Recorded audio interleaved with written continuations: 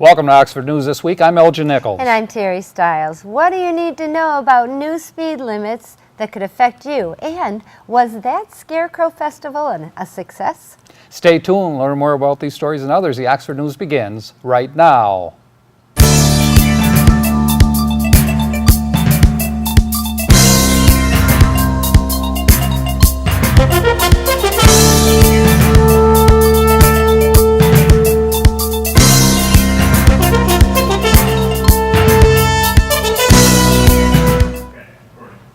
If State Representative Brad Jacobson's House Bill 4423 passes this year, all gravel roads in Michigan will have a speed limit of 45 miles per hour. Currently, the state limit is 55 miles per hour.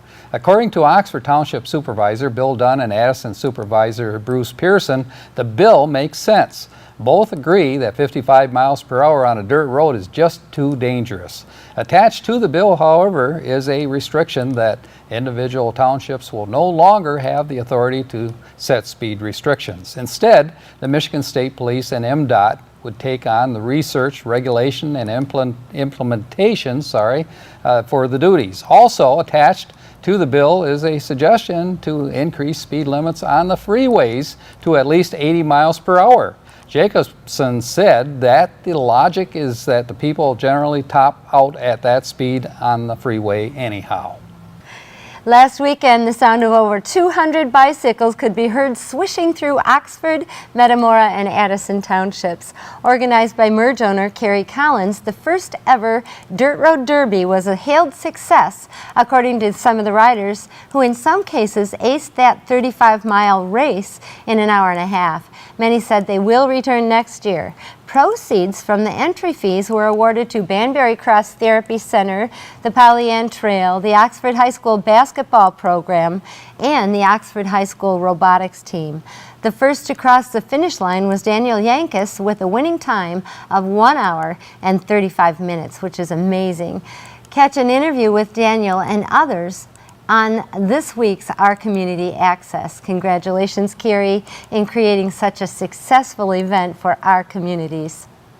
And did you know that there's a new pastor in town? Jesse Holt is the new executive pastor at Christ the King Church in Oxford. He is the oldest son of Bob Holt, the church's pastor and founder. Jesse returned to Oxford after serving as pastor of Mount Moriah Ministries in Glenmount, New York for the past 20 years. Both he and his wife, Andrea, have teaching degrees and both are ordained ministers. And Andrea will be the first woman pastor accepted at Christ the King Church. You might say she is the First Lady. To Jesse and Andrea Holt and family, welcome to Oxford.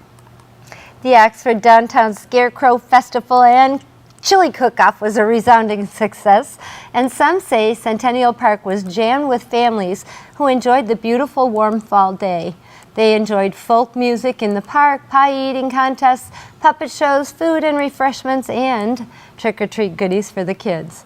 For the second year, Sullivan's Pub in downtown Oxford won the Chili Cook-Off with their famous Irish chili entry. Congratulations. Uncertainty concerning the reason for a request to split two pieces of property on Lakeville Road in Oxford caused the Oxford Township Zoning Board to table the request until next month.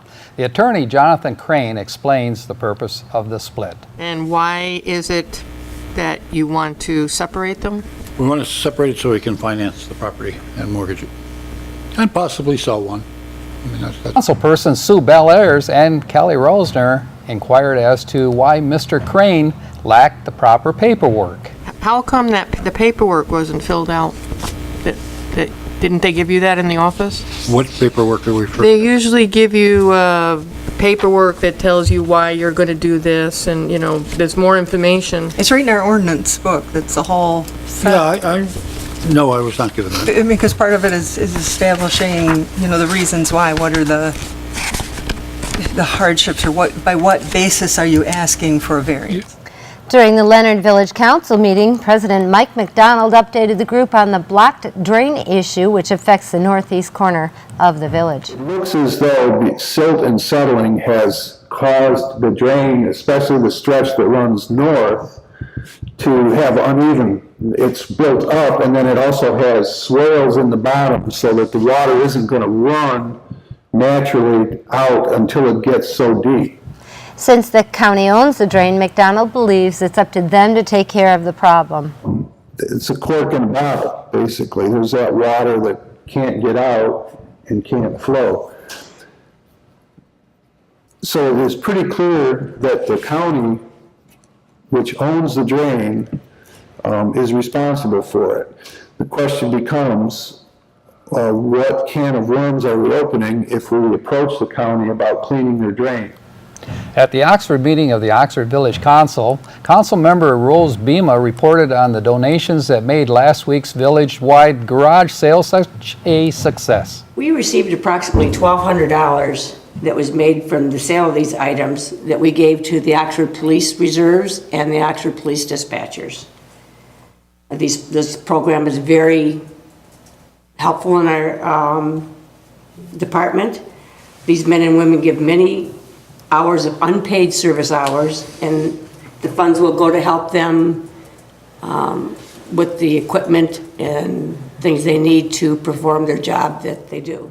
A ribbon-cutting ceremony was held last week at the Oxford Police Substation for the launch of Operation Medicine Cabinet, sponsored by the Oakland County Sheriff's Office. Citizens can now drop off expired or unused prescriptions anonymously. Oakland County Sheriff Mike Bouchard explains why the drop-off points are needed.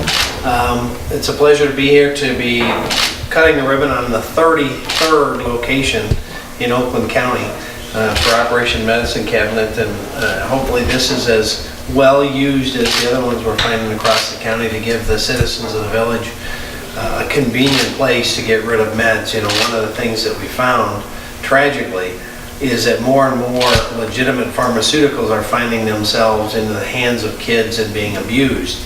And one of the biggest transitions that we're seeing with the narcotics enforcement team is people start with pharmaceuticals and then transition over to heroin, and that's why we've seen such an incredible spike in heroin deaths and heroin overdoses right here in Oakland County and across the country. Another community celebration fundraiser was held last week at Boulder Point. Oxford Women's Club member Nancy Ray explains. My name is Nancy Ray, and I'm the chairperson for this fashion show being held here at Boulder Point. This is the Oxford Women's Club, and our sole purpose is to raise money for scholarships for Oxford area seniors. The club has been in existence for over 80 years, and last year we were able to award $16,000 in scholarships. This is a pretty significant amount of money when you consider that only 20 women are active members of this club, and we work all year long to gather these funds. The fashion show sort of kicks off our season, which begins in the fall, and then in January, the 31st of January, we will have a wine tasting event, and that will be held at Addison Oaks. Vandals spray painted several areas of Tim Hortons restaurant this week, but surveillance video could be all the police need to identify those who caused more than $500 worth of damages to our neighbors. We will keep you posted on that. A woman was caught taking cosmetic items from a local business and was detained for attempting to leave the store without paying. A background check by the local sheriff revealed that she had several outstanding warrants. Needless to say, she was taken into custody. Will they ever learn? I don't know, between that and the vandalism, I really feel bad for Tim Hortons. They're really good neighbors, and there's just no reason for that. So people, please be nice to each other out there. And the owners of Tim Hortons, they're really nice They're very people nice. too. So, you know, it's really not a good thing that happened to them. I want to mention too that the ordinance for trick-or-treating, because we got Halloween coming up, Right. for the village is between 5:30 and 7:30. And just so you folks know, get the kiddies off the street by 7:30. Yeah, and hopefully it won't be snowing this year like it was last year. Or bundle them up anyhow, because it may snow. Anyhow, that's it for Oxford News this week. If you'd like to learn more about these stories and others, go to your local store and pick up a copy of the Oxford Leader newspaper. Or better yet, catch us right here at OCTV, Charter Channel 191 and AT&T Channel 99. And coming up next, Oxford News this week, sports with Jamie Hughes, and catch Oxford School News with John Ochins. Also, join Dave Kenny with Auto Talk and Science in the News. Good stuff. I'm Terry Stiles, and this is Oxford News This Week, where your news is closer to home. And I'm Elgin Nichols. Remember, always be good to your friends and neighbors, and thanks for watching.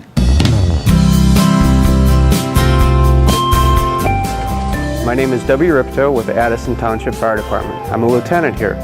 Today, we're going to be talking about address signs. And in emergency situations, you don't want to have to give us directions. If we can't find you, we can't help you. The address signs are $15 a piece. They can be displayed vertically or horizontal. So this is the setup process for how to create the address signs. When you order your address sign, you call the phone number there, tell us what your address is, and we'll make the sign up for you. And this is the simple process to create it. You put the template over it, you set the numbers in place, you take off the sticky backs, make sure everything looks correctly. This is my address, 1262. And it can go on the front side, both sides, the front side and the back side. So that is how you would set up your address sign. I'm John Ochins, and welcome to the Oxford Wildcats School Update. Preliminary results from Count Day are in, and it looks like we're up by 175 kids. Superintendent Tim Throne had some comments at last week's school board meeting. But the far majority, I don't know, 130, 140 of that is attributed directly to OVA. And a lot of people, I think, were questioning not only our investments in OVA, but our marketing efforts. And I'm thrilled to death because I think this gives credibility to the type of marketing that we ran, not only for the Early Childhood Center or the Early Learning Center, but specifically to our virtual academy. And those were the two areas that we put like 95% of our marketing efforts into. And so hats off to Drew and to Matt and their teams for doing. This number is important because it accounts for 90% of state funding. Speaking of funding, monies were approved for playground updates at several of our schools as well. The schools involved are the Oxford Early Learning Center, Leonard Elementary, and Daniel Axford. It was 5th grade camp time for Lakeville kids last week. They spent a couple of days out at Echo Grove, a camp and retreat center run by the Salvation Army. Teacher Ryan Wasman tells us more. Well, for us at Lakeville, we always have our camp at the beginning of the year. And the main point for us is for the kids to really collaborate, work on teamwork, and get to know each other for the beginning of the year. Because at the end of the year, we do exhibition, where they have to be in a lot of different groups and learn how to work together. So we build a lot of relationships and a lot of real-world applications here while we're at camp. Ryan fills us in on some of their activities. There's the high ropes course, where they're up in the trees above, about 20 feet up in the air. They have the climbing wall. They have group initiatives, where it's group activities that work together to solve problems. There is games. There's arts and crafts. They do a nature trail walk. They have a hayride with a farm. Sometimes they do fishing and paddle boating, but I think it's a little too cold for that this year. But they have a lot of different fun activities. We also do a campfire and a dance with the kids. So we do a lot of group activities together. Lakeville teacher Ryan Wasmund. Oxford High School's I'm Third group had their first home makeover project the other day. They updated a home on Henry Paul Drive in Lake Orion. Teacher Joe Amabile, who heads the group, tells us how this all came about. A few years back, we teamed up with Colleen Schultz. She's a director over at a volunteer director over at St. Joe's, and they needed some volunteers to work outside on these extreme home makeovers. They do two a year that we're a part of anyway. And a lot of the students that we get work on the outside of the house, and the adults normally take care of the inside of the house.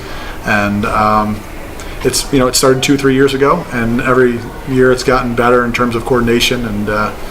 Yeah, so there's one in the fall, one in the spring, and I'm not sure exactly how they pick the person's house, but we just go and we make sure that the outside is taken care of. I'll show up about a week earlier, ask the family what they need outside done, and I'll talk to Colleen about it, and then we just we have a meeting here with the students and tell them, bring gloves, bring things that you'll need, gloves, and then we show up, and it takes us about 3 or 4 hours. This last one was a little bit longer, but there's a whole list of things that need to be done, and it's a great experience. I mean, just to be a part of a group that's so many people are there, and we're like little ants, like getting everything done.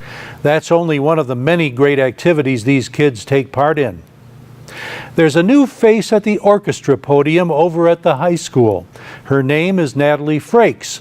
She's a recent graduate of Wayne State University.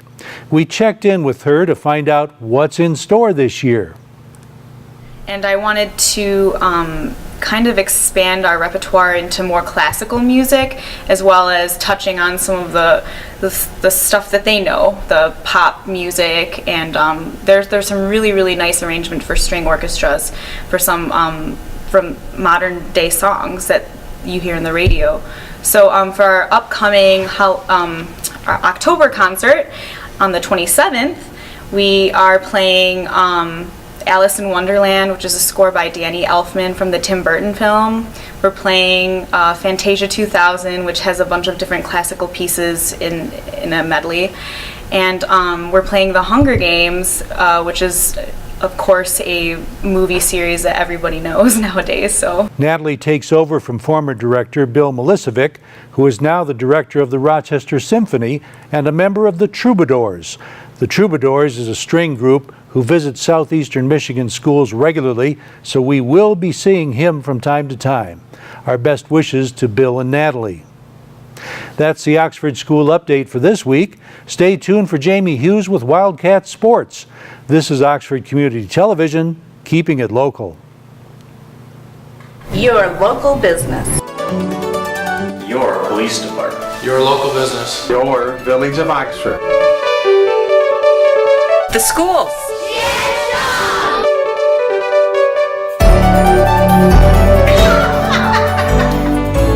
Your parks and recreation. Your community. Your community. Only on OC TV. Welcome to Science in the News. I'm Dave Kenny, and these stories are taken from the publication New Scientist. In a first story, compress chest 30 times, then give 2 rescue breaths. Repeat until the ambulance arrives. Cardiopulmonary resuscitation might not sound too complicated, but in the heat of the moment, a smartwatch app may help. Developed at the German Research Center for Artificial Intelligence, it uses the device's sensors to guide chest compression, significantly improving novices in performance and probably the outcome. In our next story, where you go, what you buy, and who you know, how many points are on your driver's license, and how pupils rate you. These are just a few of the measures which the Chinese government plans to use to give scores to all of its citizens. China's social credit system, SCS, will come up with these ratings by linking up personal data held by banks, e-commerce sites, and social media. The scores will serve not just to indicate an individual's credit risk, but also could be used by potential landlords, employers, and even romantic partners to gauge an individual's character. It isn't just about financial creditworthiness, says Roger Cremiers, who studies Chinese media policy and political change at the University of Oxford. All that behavior will be integrated into one comprehensive assessment of you as a person, which will then be used to make you eligible or ineligible for certain jobs or social services, he says. One of the earliest components of the system is called Sesame Credit, a scoring system built and run by Ant Financial, a subsidiary of the Chinese e-commerce giant Alibaba. It assigns citizens a score of between 350 and 950 points based on factors such as their financial history. Spending more through Alibaba's payment app, Alipay, or doing financial transactions involving friends through Sesame Credit can also raise your score. The higher your score, the more opportunities it opens up. People with a score of 600 or more can rent cars from the Chinese companies Ehai and Car Inc. without putting down a deposit. A score higher than 650 lets people check out of hotels faster, while more than 700 points earns a reduction in paperwork for visas to Singapore. A search on Chinese social networks shows individuals boasting about their achieving higher scores. Sesame Credit is just one step towards the bigger, all-encompassing national system. By 2020, the SCS will take into account points on your driver's license and how you are evaluated in your career as a doctor, a lawyer, or a teacher, says Creamers. Sesame Credit is just one piece of the bigger picture, says Clement Chen, a privacy law specialist at the University of Hong Kong. The Chinese government already has a website that will allow any citizen to check out another's credit rating. The site also uses data from 37 central government departments and is run with the help from Baidu, China's main search engine. Any court judgments and any other interactions with the state are listed. Its functionality will be ramped up over the coming years and will be presumably linked with a version of Sesame Credit as the 2020 deadline approaches. The real threat will arise when the government collates a myriad of other sources, painting a complete picture of its citizens in data, says Chen.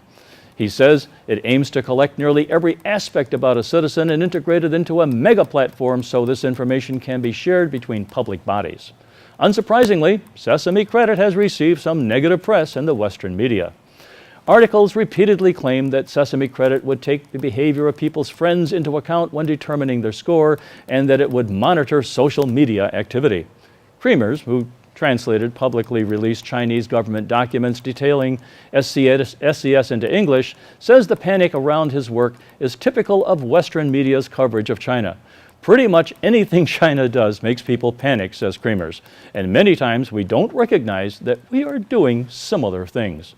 For starters, people in the West are often tracked just as relentlessly, but by corporations seeking profits. Of course, that doesn't mean China's intent to monitor and score its populace isn't worrying.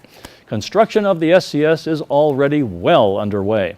In June this year, the government announced that every organization in China, companies, NGOs, and government bodies would be given a unique identification number to facilitate the monitoring of their activities. Chen says that the mega system is designed to limit a wide range of tasks, or risks, that is, not just financial ones. Non-compliance with contracts, insincerity in selling goods, or failing to comply with safety standards during the production of drugs or the construction of a bridge are examples. It covers big business actors as well as individuals. Can you say Big Brother? And still on the subject of China, point a telescope at the moon and you might just see one looking back. Chinese researchers have reported that the robotic telescope, the first of its kind, has been operating flawlessly ever since it landed on the moon in 2013. The 15-centimeter telescopes mounted on Chang'e's 3 landers, or 1 lander that is, which touched down on the lunar surface in December 13, has been working. Chang'e's 3 carried the U-2 rover also, which repeatedly struggled to survive the lunar night and ceased working the March of this year, but the lander is still going strong. The telescope sees an ultraviolet light, making it particularly suited for observations that aren't possible here on Earth. There is no atmosphere on the moon, so unlike Earth, the ultraviolet light from celestial objects can be detected on the moon, says Jing Wang of the National Astronomical Observatories in Beijing, China, who is in charge of the telescope. And since the moon rotates 27 times more slowly than the Earth, the scope can stay fixed on the same star for 12 days without interruption, he says. Wow. Well, that's it for this edition of Science in the News. I'm Dave Kenny. Stay tuned to Oxford Community Television, and we'll be right back.